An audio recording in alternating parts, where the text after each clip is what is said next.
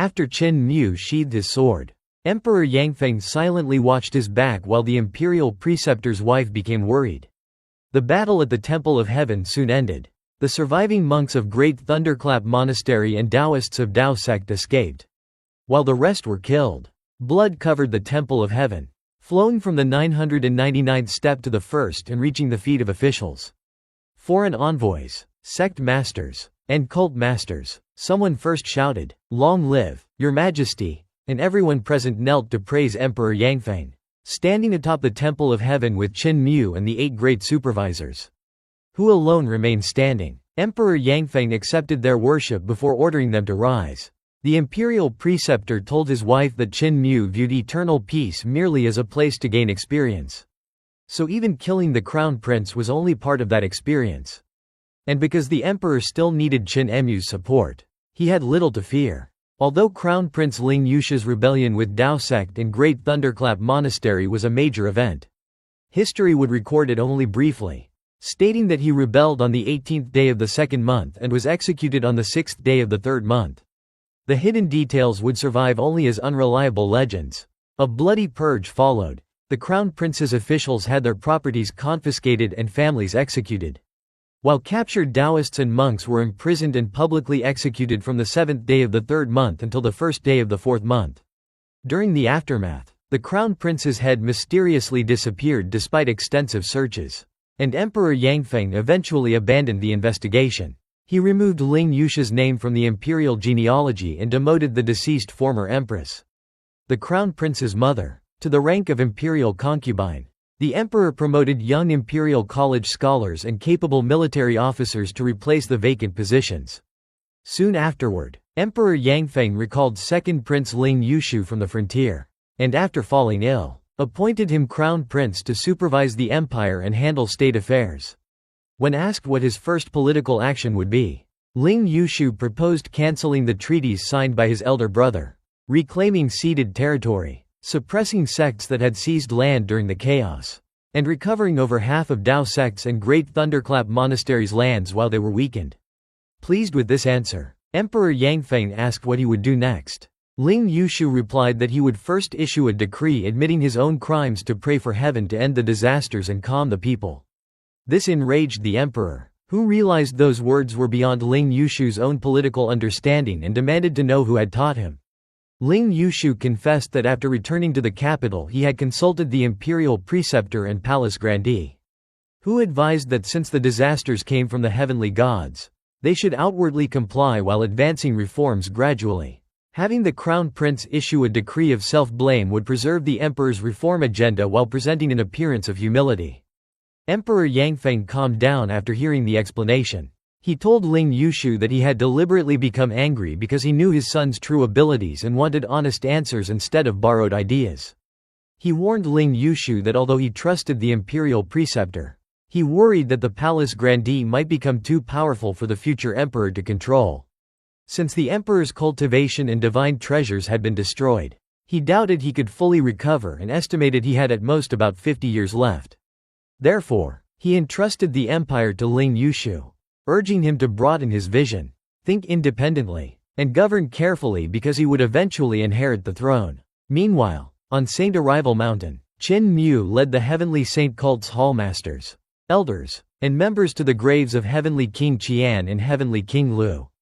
Since Heavenly King Lu's remains consisted only of ashes and Heavenly King Qian's body had never been found, only their belongings were buried, Qin Mu placed Crown Prince Ling Yusha's severed head before their graves, and everyone offered incense and paid respects.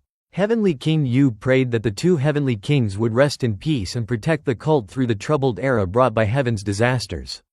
After the ceremony, Heavenly King Yu asked whether Qin Mu still intended to return to eternal peace despite the Heavenly Saint cult having rescued the imperial preceptor, killed the fake emperor, and slain numerous experts from Tao sect and Great Thunderclap Monastery. Qin Mu replied that Emperor Yangfeng's immediate priority was eliminating Tao sect and Great Thunderclap Monastery, so the emperor would not move against the Heavenly Saint cult until those two sacred grounds had been dealt with. Standing beneath the sacred tree, Qin Mu asked Heavenly King Yu whether humans could truly change the great Tao of heaven and earth. Heavenly King Yu answered that roads, stone pavements, carriages, flying ships, metal extraction, flying mail, improved agriculture, transformed landscapes, and mankind's control over wind, rain, thunder, and lightning had all been created by human effort. Just as roads came into existence because people walked them, humanity continuously expanded the great Tao by creating new things. Qin Mu realized the truth in these words as he looked at the sacred tree branching outward and smiled, agreeing that humanity had indeed changed the great Tao of heaven and earth. When Heavenly King Yu humbly called himself naturally stupid again, Qin Mu interrupted him, saying he was not foolish but truly capable. Heavenly King Yu then suggested that Qin Mu might one day become emperor to protect the Heavenly Saint cult. Qin Mu refused, explaining that as long as the emperor pursued goals aligned with the cult's ideals, it made no difference whether he personally ruled. He also pointed out that the imperial preceptor was now the Heavenly Saint cult's fourth heavenly king, making it difficult for the emperor to act against the cult. Qin Mu further believed Dao sect and Great Thunderclap Monastery would not be easy to eradicate, and reminded Heavenly King Yu that he had come to eternal peace only to gain experience and cultivate. After leaving Saint Arrival Mountain, Qin Mu returned to Imperial College, where Ji Linyuan immediately held a banquet to welcome him. Qin Mu found it unnecessary, but Ji Linyuan explained that, as fellow practitioners of the Devil Path and people who had both lived in the Great Ruins, they should support one another. He joked that since he had spent 200 years in the Great Ruins, it was also his homeland, and Qin Mu's return deserved a celebration. Qin Mu praised Ji Linyuan's broad-mindedness. After exchanging compliments, Ji Linyuan admitted that he had recognized Qin Mu's extraordinary potential when they first met in the Great Ruins, though he had never expected him to rise so quickly. He hinted that many high-ranking positions in the imperial court had become vacant and asked if Qin Mu could help recommend him. Qin Mu explained that he was only a fifth-ranking palace grandee without real authority. Furthermore, the sword used to kill the crown prince had been the junior protector sword obtained from Ji Linyuan, causing Emperor Yangfeng to harbor suspicions toward the Heavenly Saint cult.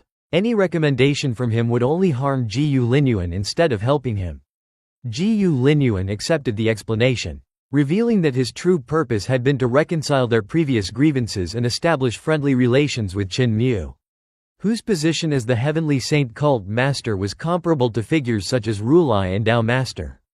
After the banquet, Ji Linyuan personally escorted Qin Mu back to Scholar's residence. On the way, Qin Mu noticed many foreign students in Imperial College. Ji Linyuan explained that after the rebellion, the new crown prince had revoked the traitorous treaty and reclaimed lost territories. Frightened neighboring countries had therefore sent envoys and noble descendants to study Eternal Peace's culture and attend Imperial College. Qin Mu then encountered Pongong So, the youngest son of the barbarian D Empire's Khan. Although Qin Mu greeted him warmly, Pongong So behaved as though they had never met before, only offering a distant greeting after learning Qin Mu's identity. Qin Mu was puzzled because he clearly remembered Pongong So challenging Chancellor Ba Shan in the past and leaving a deep impression on him. Ji Linyuan suggested that perhaps the young man had simply forgotten. Returning to Scholar's residence, Qin Mu found the place lonely and untidy and missed Hu Linger, whose presence always kept everything neat and comfortable. Soon afterward, Ling Yusho arrived. The Dragon Qilin easily allowed her inside after confirming Qin Mu was home. Qin Mu jokingly threatened to cook the Dragon Qilin for New Year because he had failed to guard the entrance properly. While the Dragon Qilin protested that he had heard everything, Qin Mu admired how much more beautiful Ling Yusho had become since they last met. Though her face still retained some youthful innocence, she had matured into a graceful young woman, while Qin Mu himself had also grown taller. Ling Yusho examined the young pear tree growing in the courtyard and remarked that planting a pear tree atop a jade mountain was interesting. As she reached out to touch the flower buds, Qin Mu suddenly asked her to remain perfectly still so he could paint her. Although her arm soon grew tired, she patiently maintained the pose until he finished. Before completing the final brushstroke, Qin Mu stamped the painting with a special seal. Curious, Ling Yusho asked why he had done so. Qin Mu explained that his painting skills, combined with the bestowing soul skill and bestowing the divine soul with a dot using mutual sensitivity, were so effective that the subject might actually walk out of the painting if it were not sealed. The seal contained sealing runes to prevent that from happening.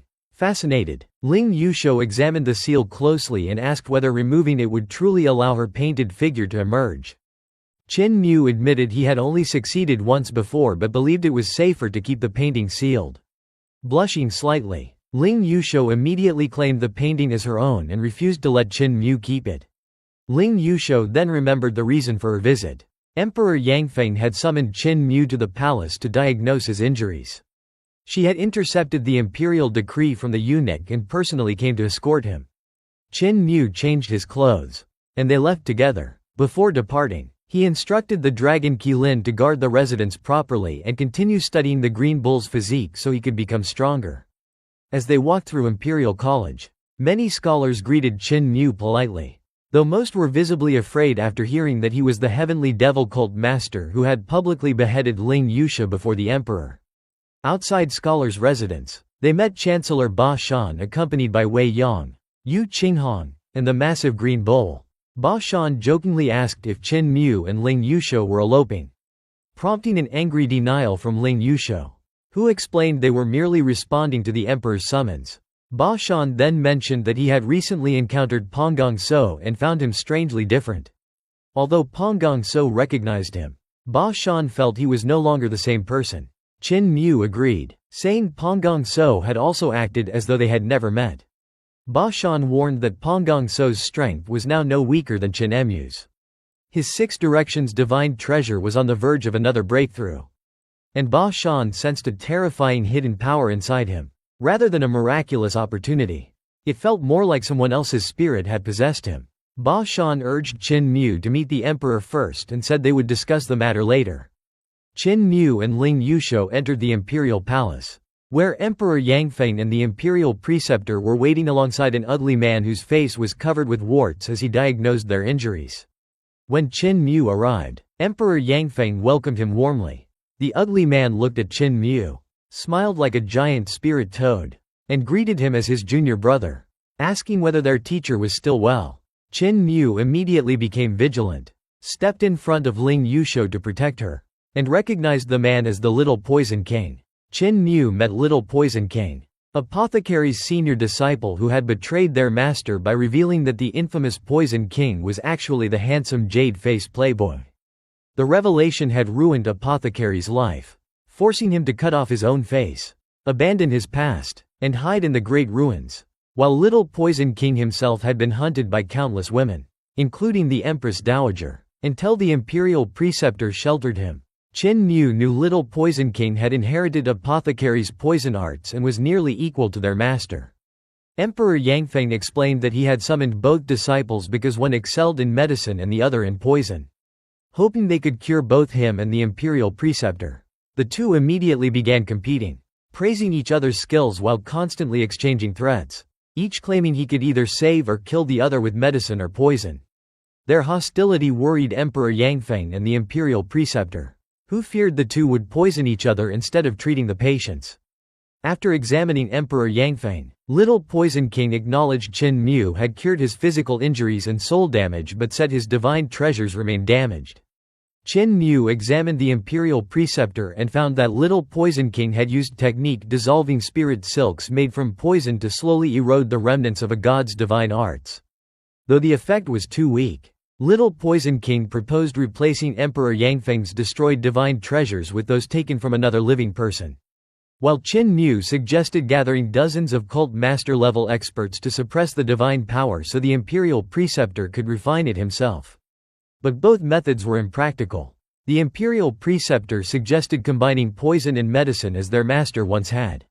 Little Poison King demanded Qin Mu increase the strength of his poison by 30 to 50 times, while Qin Mu required poison capable of amplifying his restorative medicine by the same amount. Both accepted the challenge despite warning each other that failure would result in death. They wrote separate prescriptions, and the imperial physicians gathered all the herbs. Qin Mu refined medicinal energy with the Overlord Body 3 elixir technique, repeatedly transforming into the 5-element sovereigns, planting medicinal flowers, harvesting spirit fruits, and repeatedly refining them until all the herbs became 7 spirit pills and 1 red pellet. At the same time, Little Poison King fed poisonous herbs to venomous insects through multiple generations until he produced an enormous black spider. Then refined it into nearly invisible technique dissolving spirit silks and a bottle of concentrated poison. They exchanged their final products, with Qin Mu adding Little Poison King's poison to the Emperor's 7 spirit pills placed inside his 7 divine treasures, while Little Poison King inserted the red pellet into the Imperial Preceptor after wrapping it with his spirit silks. The treatment immediately produced disastrous side effects. Emperor Yangfeng's vitality exploded, causing his body, bones, beard, hair, and body hair to grow uncontrollably until he became a giant over 30 yards tall, completely buried beneath a forest of hair. Meanwhile, countless transparent spider silks erupted from every opening and pore of the Imperial Preceptor's body, wrapping him into a massive cocoon. Qin Mu and Little Poison King each blamed the other for excessive poison or medicine, then quickly wrote new prescriptions and summoned more herbs themselves because the emperor was buried beneath his own hair. After refining another round of medicine and poison, Qin Mu cut through the emperor's enormous mass of hair with his pig-slaughtering knives to administer the new medicine, while Little Poison King's insects delivered medicine into the Imperial Preceptor's cocoon. Their second attempt also failed. Emperor Yangfeng's hair finally stopped growing, but poison began pouring from all his bodily openings, while the Imperial Preceptor's hair started growing uncontrollably instead. Realizing the balance between poison and medicine was still incorrect, the two immediately began writing another set of prescriptions. Qin Mu and the Little Poison King repeatedly revised their prescriptions, but because it was their first time working together and both wanted to surpass the other, their medicines became increasingly extreme. Qin Mu's tonic became about 60 times stronger than normal, while the Little Poison King greatly increased the toxicity of his poison. As they competed, Emperor Yangfeng and Eternal Peace Imperial Preceptor became the unwilling victims. Unable to move, struggle, or call for help, the emperor shrank from his normal size until he became as small as a newborn baby, while the Imperial Preceptor's body continued swelling, growing a furry tail, extra bones, and 2 incomplete wings. Both patients constantly alternated between unbearable pain and dangerous comfort as their souls nearly dissolved, suffering sensations ranging from knives, needles, and acid to temporary bliss. Qin Mu and the Little Poison King eventually became stuck, unable to improve their prescriptions. At that moment, Ling Yusho entered and asked about the situation. The Little Poison King sarcastically congratulated her, claiming Qin Mu would soon cure the emperor to death, allowing her brother, the Crown Prince, to inherit the throne. Qin Mu retaliated by saying the Imperial Preceptor would die first from the Little Poison King's poison, causing the new emperor to quickly lose power. Terrified, Ling Yusho threatened both men with execution if either patient died and summoned palace guards to surround the hall. She then ordered them to exchange patients, reasoning that each should treat the other's victim. Qin Mu and the Little Poison King immediately agreed and discovered that each could repair the damage caused by the other. Before exchanging patients, both had already been planning escape routes if the emperor or imperial preceptor died. But after the swap they realized they could save both lives.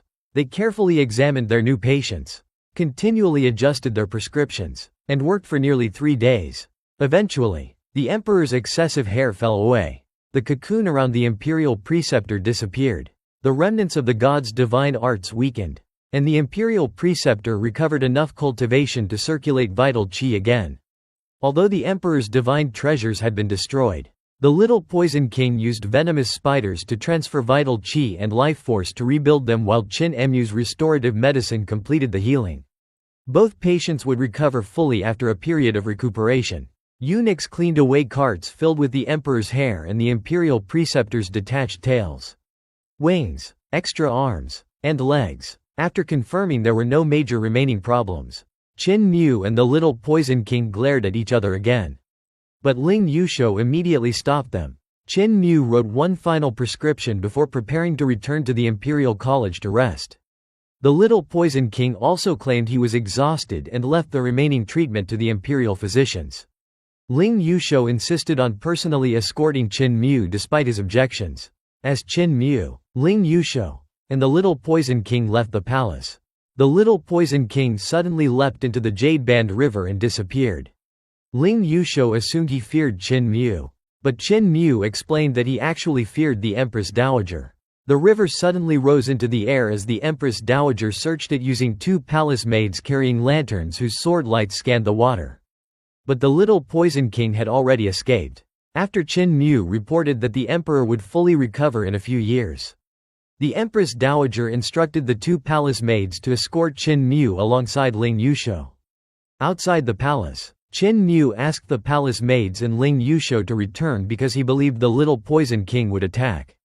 The palace maids confidently refused, explaining they were 7 Stars realm cultivators and possessed a treasure from the Empress Dowager to deal with him. Qin Mu warned that apothecaries could kill regardless of cultivation realm and that even celestial being realm experts could be poisoned. As they traveled through the streets, Qin Mu refined medicine while walking, and the palace maids destroyed every insect that approached. Eventually, a cold wind blew in, and the maids activated their lanterns to create protective barriers. One maid mocked the little Poison King's methods, but both palace maids suddenly collapsed after their faces turned black. Ling Yusho was confused about why she and Qin Mu seemed unaffected. But she also collapsed moments later. Black spiked tentacles emerged from underground, revealing they had been poisoned through their legs. Qin Mu destroyed the tentacles, suppressed the poison with spirit pills, and sensed a giant creature moving beneath the ground. The little Poison King accused Qin Mu of giving tonic to his insect king. A gigantic insect hundreds of yards long burst out of the ground. Qin Mu's tonic had caused the creature to swell uncontrollably after the little Poison King had recovered it earlier. Leaving its master sprawled helplessly on its back, Qin Mu ordered the palace maids to attack. Though still weakened, they poured vital qi into their lanterns, releasing sword lights that riddled the insect king with countless holes. The little Poison King himself was also struck repeatedly before vanishing into a puff of smoke. The palace maids attempted to pursue him with their lanterns, which illuminated deep underground, but the poison within them began acting up again. Qin Mu stopped the chase, warning that cornering the little Poison King might drive him to poison the entire capital. Qin Mu extracted blood from Ling Yusho and the 2 palace maids, discovering that although all had been poisoned by the same venomous insect king, each carried different amounts of poison, requiring separate treatments. He continued identifying and neutralizing the poison throughout the journey. By the time they reached Scholar's residence, the poison had been removed except for slight remnants that left the 3 women dizzy. Before they reached Qin Mu's room, all 3 collapsed unconscious. Qin Mu dragged Ling Yusho and the 2 palace maids into his residence, placed them on his bed, and closed the door. The dragon Qilin promised to guard the entrance and prevent anyone from entering, earning Qin Mu's praise. Completely exhausted after several days without rest, Qin Mu lay down beside the 3 unconscious women and immediately fell asleep. While sleeping, he felt something tickling his nose, assumed it was one of the women's hair, and instinctively pushed one of them off the bed. After exhausting themselves from several days of work, Qin Mu and Ling Yusho fell into a deep sleep. During the night, one of the twin palace maids repeatedly climbed onto Qin Mu's bed and snuggled against him, only to be unconsciously kicked off because he had a habit of moving violently in his sleep. Eventually, the twin sisters slept together on one side of the bed while Qin Mu remained on the other. The next morning, Ling Yusho was sleeping under Qin Mu's arm. She had already awakened but pretended to remain asleep out of embarrassment while Qin Mu carefully slipped away without disturbing her. After he left, she secretly watched him quietly tiptoe out of the room. Outside, the twin palace maids discussed how Qin Mu had beaten them in his sleep, leaving one with a swollen eye and the other kicked off the bed. They agreed that Qin Mu had never taken advantage of them despite sharing the same bed and blanket with the princess. Realizing that revealing such an incident would disgrace the imperial family and likely cost them their lives, they decided to keep the matter secret. Qin Mu greeted the 2 maids, who thanked him for saving them from the little Poison King. He humbly credited them for helping injure the little Poison King and prevent further danger. The maids introduced themselves as Jianqi and Qinqi, attendants of the Empress Dowager who had only personal names. Qin Mu distinguished them by noticing Jianqi's left canine tooth and Qinqi's right canine tooth. Before returning to the palace, Qin Mu gave them detoxification pellets, explaining that the remaining poison in their bodies should already have dissipated after a night's rest but the medicine would ensure complete recovery. Ling Yusho rushed out of the room in a panic to accompany the maids back to the palace. But she appeared completely disheveled, with untidy clothing, loose hair, and shoes falling off as she ran. Qin Mu noticed her chest nearly slipping from her clothes and awkwardly hesitated over whether to warn or help her. Jianqi and Qinqi immediately escorted the embarrassed princess back inside to help her dress. While changing clothes, Ling Yusho shyly asked whether she might become pregnant because she had heard that women became pregnant after sleeping with men, and they had shared a bed for nearly an entire day and night. The palace maids were astonished before explaining that pregnancy did not occur that way. Unable to explain the details clearly, Jianqi instead assured her that Qin Mu, being a divine physician, certainly knew medicines to prevent pregnancy, mentioning that wealthy women sometimes sought apothecaries for such prescriptions. Ling Yusho accepted the explanation in surprise. After seeing the three women off, Qin Mu noticed the pear blossoms blooming and thought that spring had finally arrived. Hoping the coming harvest would end the year of disaster. Since only the dragon Qilin remained with him, he intended to eat outside instead of cooking. As he left, Chancellor Ba Shan arrived carrying breakfast.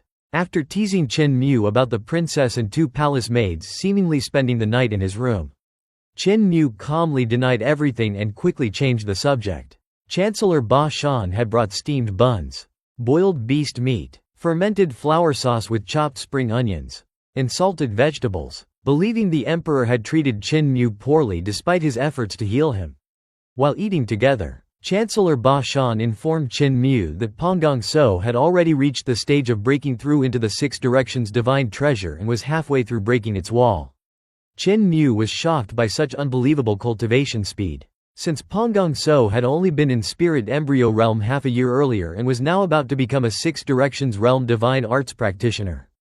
Ba Shan explained that Panggong So had perfected the Five Elements realm only 3 days earlier and already required almost no guidance from Nun Hong Fa, the instructor of Hall of Six Directions, who specialized in teaching scholars how to break into the Six Directions realm. Qin Mu admitted that he had nearly perfected his own Five Elements realm but lacked understanding of the Six Directions realm.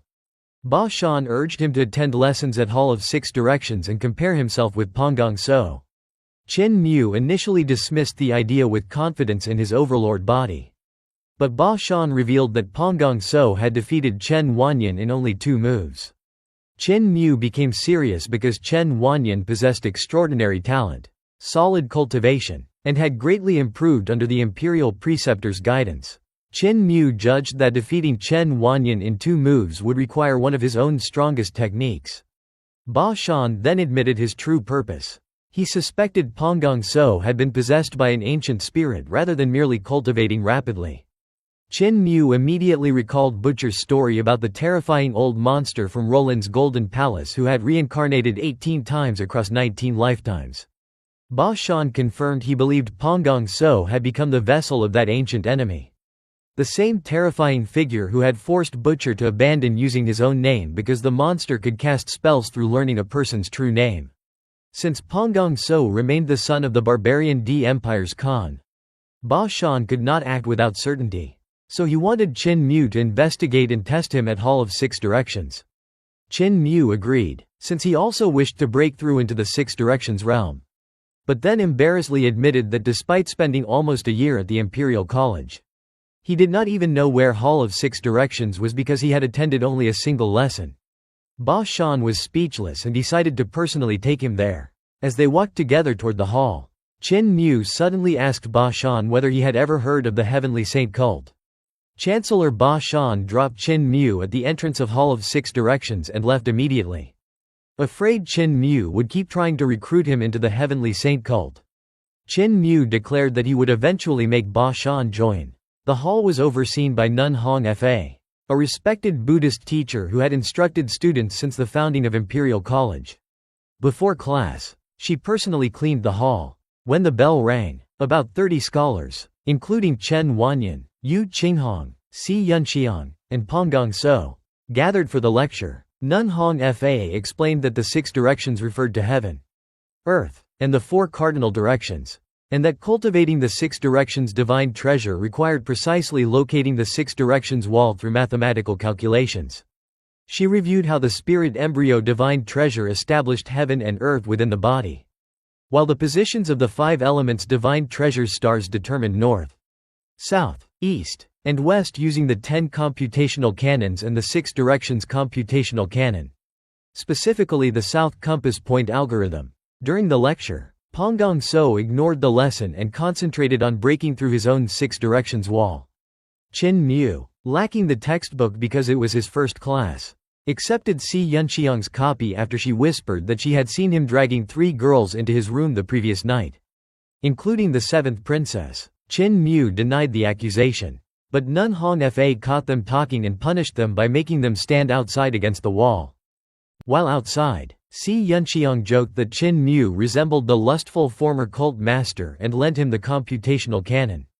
Qin Mu quickly studied the book and learned that the traditional method relied on converting the 5 phases quinary system into the 6 directions scenery system to calculate the precise position of the 6 directions divine treasure, whose location differed slightly in every individual because everyone's 5 elements divine treasure was unique. As he read, Qin Mu remembered Dushan Devil King's explanation that the octal system corresponded to the 8 trigrams and realized that the 5 phases, 6 directions, 4 symbols, yin and yang, and 8 trigrams were all interconnected computational systems. He recalled Eternal Peace Imperial Preceptor's explanation that the 4 great spirit bodies each contained the 5 phases rather than representing them directly, allowing the 5 phases to calculate transformations of the 4 symbols, while the 4 symbols together with yin and yang could determine the 6 directions. By combining these calculation systems, Qin Mu discovered a far simpler and more efficient method to locate the 6 directions divine treasure. He immediately formed a constantly changing Taiji diagram with his vital qi that incorporated yin and yang, the 4 symbols, and the 5 phases. Si Yunxiang watched in amazement as the diagram continuously evolved. Qin Mu explained his new calculation method while simultaneously performing the computations. Si Yunxiang quickly understood it and praised it as vastly superior to the traditional 6 directions computational canon, reducing calculations that normally required 1 to 2 months to only 2 to 4 hours while eliminating calculation errors. Qin Mu explained that Taiji, the 4 symbols, the 5 elements, the 6 directions, and the 8 trigrams had originally all been tools of calculation, although he now understood the computational canon of supreme mystery much more deeply. He realized it alone was still insufficient for mastering teleportation divine arts. Continuing his calculations, Qin Mu successfully determined the exact position of his 6 directions divine treasure near his lower dantian, where heaven and earth connected. He also identified the Crimson Palace at the heart and recognized the upper dantian at the space between the brows as the spirit platform or square-inch mountain. Gathering all his extraordinarily dense vital qi, Qin Mu launched a powerful assault against his 6 directions wall. The first impact covered it with cracks, and successive impacts became increasingly powerful, producing roaring sounds like enormous waves crashing against a shore. Eventually, the 6 directions wall shattered, opening a large gap. Qin Mu continued striking to widen the opening. The tremendous sounds drew the attention of everyone inside the hall. Nun Hongfa rushed outside in alarm, warning him that breaking the wall without first locating it accurately would result in death. Before she finished speaking, another tremendous rumble erupted from Qin Mu's body as heaven and earth seemed to open within him. His cultivation surged as his 6 directions wall completely broke and his 6 directions divine treasure awakened. At nearly the same moment, Pang Gong-so also successfully awakened his own 6 directions divine treasure, but nobody noticed because all attention remained fixed on Qin Mu. Pang Gong-so calmly stood up while his surroundings became noticeably denser. Nun Hongfa instructed Qin Mu to close all of his divine treasures before reopening them simultaneously. Qin Mu closed his spirit embryo, 5 elements, and 6 directions divine treasures, then reopened them together. 3 powerful rumbles echoed from his spirit platform, Crimson Palace, and Imperial Court as all 3 divine treasures opened simultaneously, causing his aura to increase dramatically. Nun Hongfa confirmed that he had truly reached the 6 directions realm. She also noticed that Si Yunxiang had already located her own 6 directions wall and was attempting her breakthrough. Amazed that the 2 students she had punished had made such rapid progress, Nun Hongfa requested Qin Mu's faster calculation method, believing it far superior to the existing 6 directions computational canon. Qin Mu humbly agreed to share everything he had comprehended with her and the other scholars. Delighted, Nun Hong Fa invited Qin Mu into the hall to lecture in her place. Qin Mu noticed Pang Gongso sitting at the back and pointed out that they had both broken through into the Six Directions realm almost simultaneously. Inviting Pang Gongso to share his own understanding, Pang Gongso modestly declined, claiming to be only a barbarian from beyond the Great Wall seeking knowledge. Qin Mu then explained his entire calculation method. Nun Hong Fa eagerly questioned him throughout the lecture, and both she and the scholars became deeply fascinated by the elegance and effectiveness of his technique.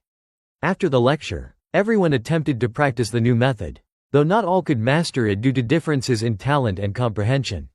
Nun Hong Fa praised the technique as revolutionary and declared that she would rewrite the Six Directions computational canon using Qin Mu's method. She invited him to become a co-author.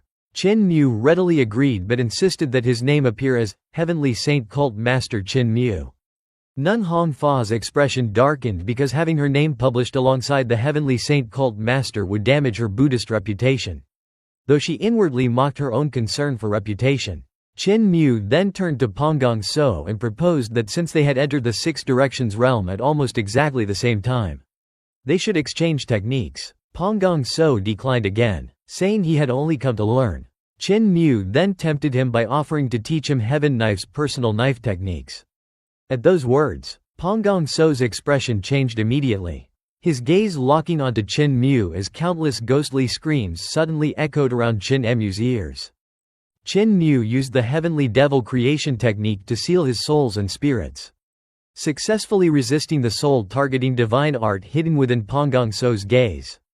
He realized that the cultivation methods of Roland's Golden Palace specialized in using souls of demons, beasts, gods, and monsters for cultivation, making their soul techniques extremely strange. Pang Gongso was surprised that Qin Mu possessed Heaven Knife skills despite the floor of heavenly records not containing them. Qin Mu replied that the technique belonged to him alone. The moment he grasped the handle of his pig-slaughtering knife, an invisible knife will swept through the Hall of Six Directions, causing the pages of countless books to flutter, wrinkling Pang Gongso's face and silently cutting several strands of his hair. Chen Wanyan, Yu Qinghong, and the others were astonished because Qin Mu's knife skills had advanced tremendously compared to when they had fought together during the Southern Border Campaign. During his New Year journey home, Qin Mu had survived countless ambushes before reaching disabled elderly village, where he underwent relentless training under Butcher, Old Ma, Cripple, Blind, Village Chief, and the other elders. This harsh experience was equivalent to cultivating diligently for 2 or 3 years, allowing his knife skills, sword skills, movement techniques, Buddhist arts, hand techniques, eye techniques, and Dao heart to undergo qualitative transformations. Qin Mu's knife will pressured Pang Gongso's brow as though his head could be split apart at any moment. But Nun Hong Fa stepped between them, blocked the knife will, and reminded both that Hall of Six Directions was a place for cultivation, not fighting. She warned that they had only recently opened their Six Directions divine treasure and should stabilize their foundations instead of competing. Pang Gongso accepted her warning and prepared to leave, but Qin Mu deliberately followed him, proposing that they continue their fight outside where the nun could no longer interfere. Outside the hall, 2 great shamans from Roland's Golden Palace accompanied Pang Gongso and offered to fight Qin Mu in his place if he wished to battle. Inside the hall, Wei Yang, Chen Wanyan, Qin Yu, and monk Yun Ke felt Qin Mu was behaving too aggressively toward a foreign envoy. Qin Mu ignored their opinions and mocked the 2 great shamans, reminding them that he had once infiltrated Roland's Golden Palace, paralyzed nearly all of its great shamans with a single cauldron of poison, frightened the shaman kings into retreat, and slaughtered countless shamans along the Golden Road. He explained that he had cut down disciples from the outer courtyard to the inner courtyard before killing the grand shaman's disciple, leaving at least dozens of corpses behind and terrifying the remaining shamans into inaction. The 2 great shamans were enraged but unable to refute him. Hearing these words, the Imperial College scholars were shocked and finally realized that Qin Mu had been the mysterious expert who had defeated Daozi and Fozi while blocking the gates. They also recalled rumors that he had personally killed Fozi, led the Heavenly Devil cult in the assault on the Temple of Heaven during the Crown Prince's rebellion, and personally beheaded the Crown Prince. Nun Hong Fa stopped them from spreading these stories and warned everyone, especially Si Yunxiang, to stay away from Qin Mu because he was the cult master of the Heavenly Devil cult. She also loudly reminded Qin Mu to obey the laws and rules of Eternal Peace Empire while inside Imperial College. Qin Mu continued provoking the envoys, revealing that after invading Roland's Golden Palace he had plundered its treasury of valuable materials, spirit treasures, and weapons, while deliberately leaving behind the ordinary treasures because they were not worth stealing. Pang Gongso remained calm, but the bird-headed great shaman could no longer endure the humiliation. He unleashed a piercing cry that assaulted both mind and soul, spread his golden wings, and fired countless golden feathers toward Qin Mu before charging with razor-sharp talons. Qin Mu praised the Grand Shaman Ruda Scripture's transformation techniques before drawing both pig-slaughtering knives. His knife lights shattered the incoming golden feathers, and his heaven knife technique, "Every cloud has a silver lining," severed one of the great shaman's talons, closing the distance immediately afterward. Qin Mu executed raising the knife from forbidden, splitting the great shaman's chest open from chest to abdomen and killing him instantly. Before the first corpse had fallen, the second great shaman transformed into an elephant-headed giant and attacked with overwhelming physical strength. Qin Mu discarded his knives and met him in direct hand-to-hand combat. His vital qi erupted as 9 Dragons Monarch technique and Rulai's Mahayana Sutra were activated simultaneously, making green dragon-like vital qi coil around a majestic Buddha manifestation. The two exchanged 3 tremendous punches. After Qin Mu withdrew his fists, the elephant-headed great shaman attempted another attack, but his entire body suddenly exploded internally. Qin Mu's 3 punches had transmitted destructive power throughout the opponent's body, shattering every bone, muscle, and strand of vital qi, reducing him to a lifeless heap of flesh. The scholars of Hall of Six Directions were completely stunned, while even Nun Hong Fa felt chilled by what she had witnessed. Qin Mu had effortlessly killed 2 foreign envoys within Imperial College itself using only 2 knife strikes and 3 punches. Ignoring everyone's shock, Qin Mu smiled calmly at Pang Gongso and asked who would clean away the corpses before asking whether Pang Gongso finally felt tempted to fight him personally.